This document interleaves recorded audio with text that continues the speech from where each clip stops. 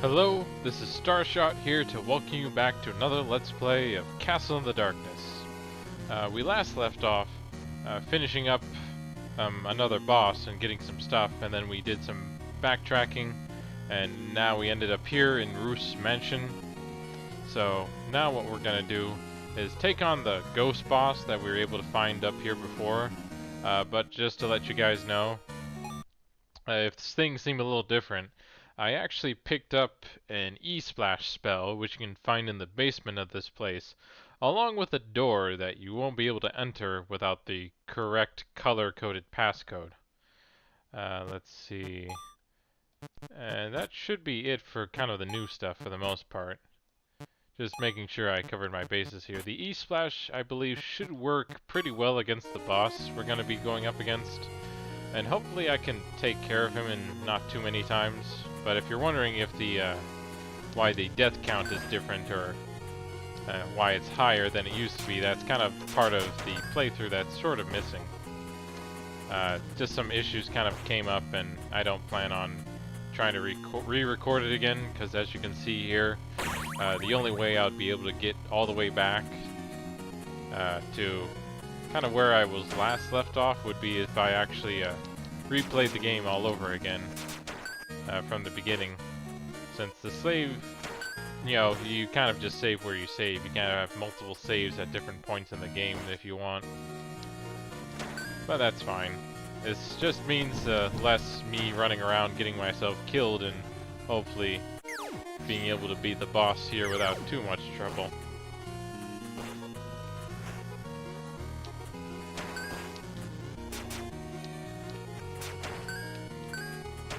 And thankfully those ghosts that kind of come flying at you aren't too bad to deal with. But when you mistime a jump, that doesn't help either.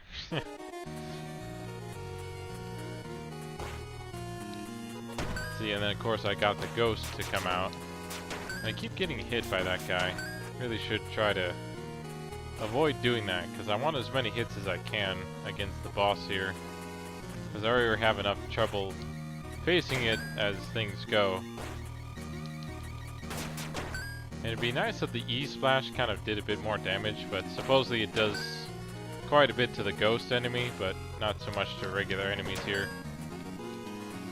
Or I guess what else would be nice would be a way to heal than just using save points and all. But I'll still give it a try and see how far I can go here. Ah, darn it. Should have seen that fireball coming, but oh well.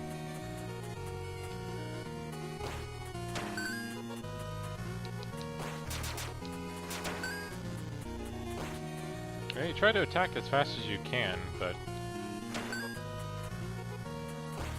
it's also just kind of getting your positioning just right. And apparently I can break blocks with my head now. But as long as there's at least a few, I can get back up. So yeah, I guess what's kind of missing from this portion of the level here is finding a save point that would allow us to pretty much be a bit closer at least, which, as far as I can tell, I can't really find around here.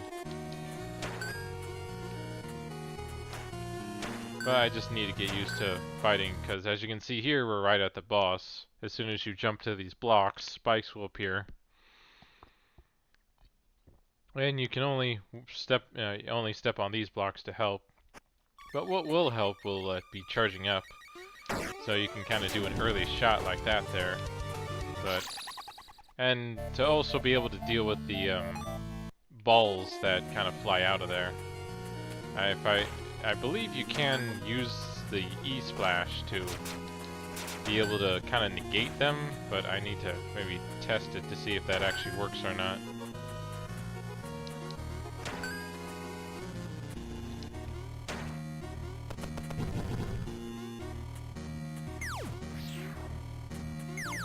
I guess technically these energy balls this guy shoots out are about the... not quite, I guess.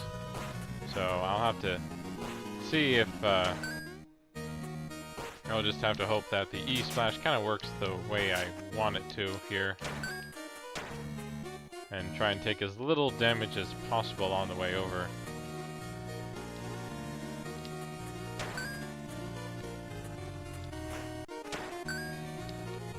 Because it sort of feels like here that there might be something hidden or something around, but sadly there isn't.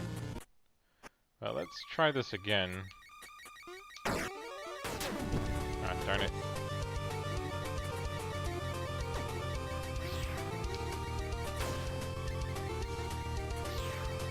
So yeah, it has a few different ways that they kind of fight here.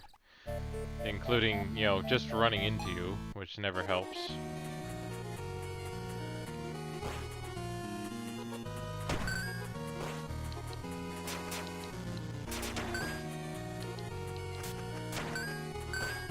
I'm at least getting plenty of gold, that's for sure.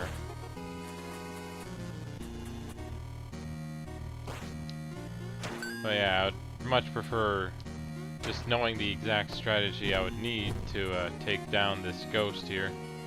And it looks like I'll have to come back here. At least the blocks come back fairly quickly, but so do the enemies. And as I said, it feels like there should be something over here of some kind.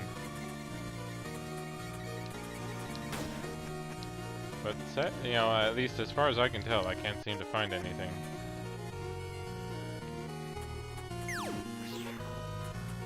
But it seems like it would be too early a spot for a save point, really.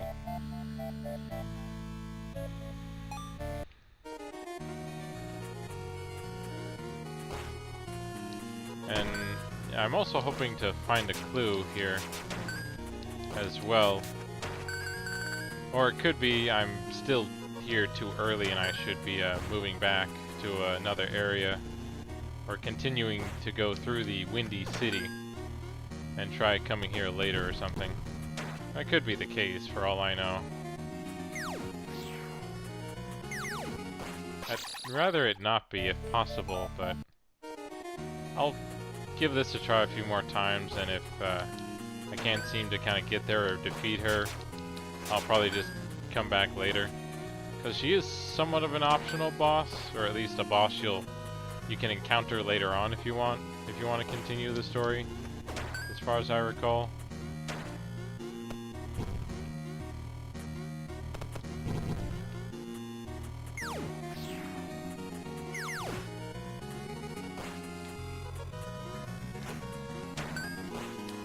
Because I'm sure there's other equipment and abilities and relics to kind of pick up eventually that would maybe work better against this boss than kind of what I'm using now.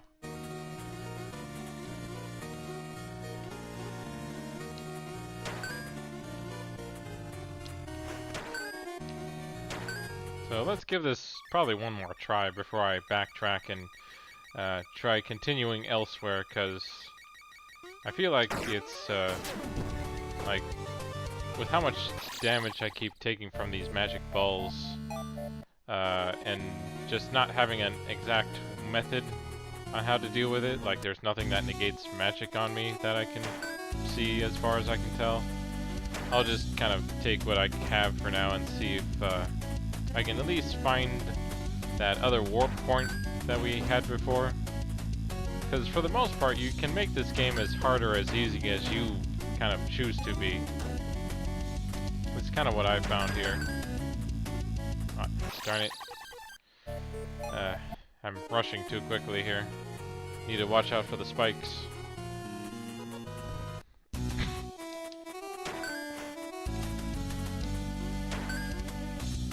But yeah, I guess sadly, encountering the Ruths mansion there, you know, I could have kept trying to see if I'd make it, but I would not find that very entertaining or very fun after a while.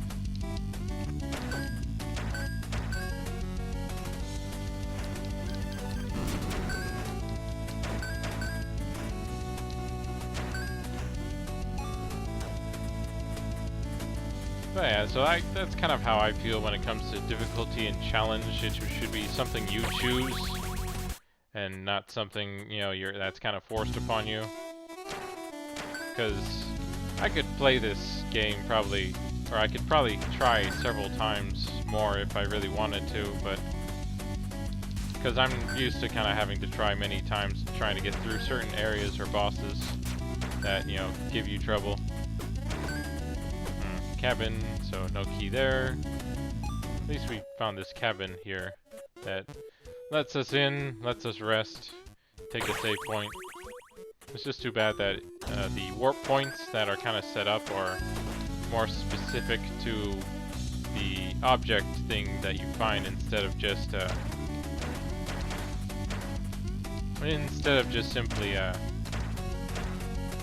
you know, having it at every save point, which would be nice. But now that we've found ourselves in the Cave of Serpents here, we should be able to get to that warp point we found earlier. Oh, and there's a path here I didn't realize. Or we may have come through here before and I just forgot. Nothing up there. Oh, here we go. An ice cavern. Yeah, we actually got some boots from someone earlier that made it so that we actually slipped on the ice here. But thankfully, that's not the problem anymore. Of course, I'm not sure how easy of an area this is or not. Okay, apparently I can't hurt him at all.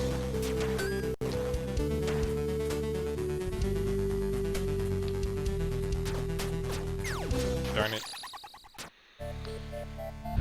I was trying to run away from the ice as fast as possible that I instead got hurt from the something else, or from the spikes that they like lining around here.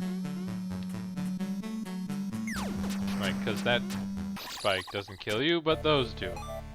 It'd be kind of nice if they could just maybe have a better way to distinguish between the instant death versus the just hurt you ones. Because it feels like spikes are maybe too readily used as a trap of some sort. And that they can't seem like... Some people use it as instant death, others use it as, you know... Oh, it looks like we found ourselves a boss already. But I'm not sure how well I could hurt him from here without my boomerang. But thankfully we have a save point right here to help us, so... So let's see if I can just go right up to him and not worry about damage here. Yeah, I guess so. That was pretty easy, actually. But I guess we could have encountered him much earlier if we had found this cave before.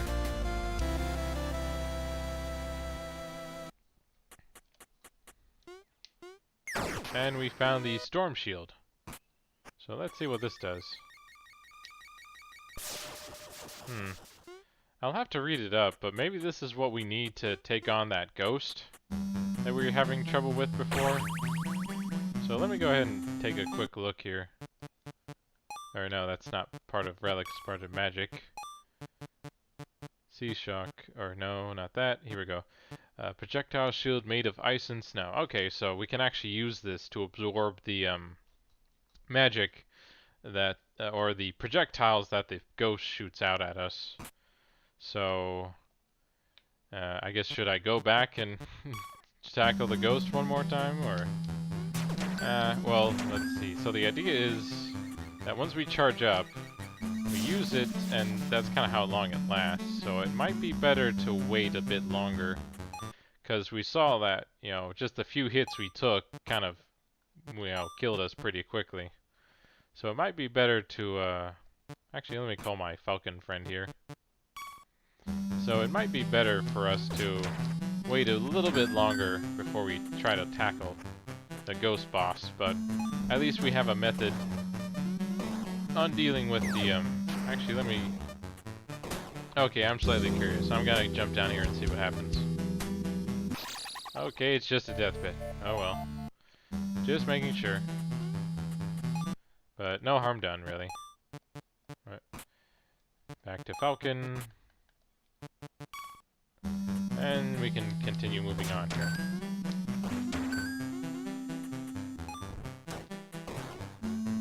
not sure where he went off to there, but... or where he keeps going, for that matter. Keeps flying down for some reason.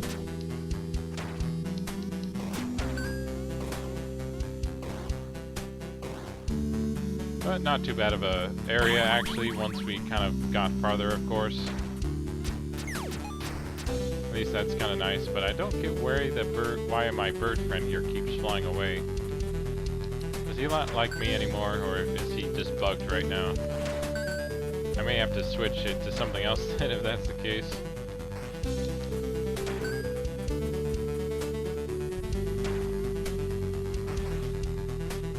Yeah, we still need something if we want to get through water more easily. There is something that actually lets you kind of move normally in water, if I recall. But we'll find that eventually. But let's see here. As I said, I'm gonna go ahead and find that warp point that should be in this cave. Once we get there, of course.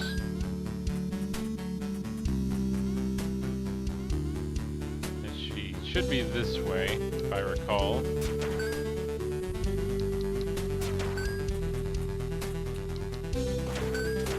There we go. There, so we finally found the warp point to the Cave of Serpents. Even though we found it before, we just didn't have the crystal that allowed us to move through them. So this should at least help us get back to the manor of Ruth when we want to. But we should probably just head back to the Windy Ruins for now. And try and continue on, see how much farther we can get. But let's go ahead and see if we can find a save point, just so that we don't have to find our try and get our all the way back here again. Which I recall should be right over here, past the boss room. Here we go. Alright, so join us next time as we continue our journey through the Windy Castle. So until then, have fun gaming.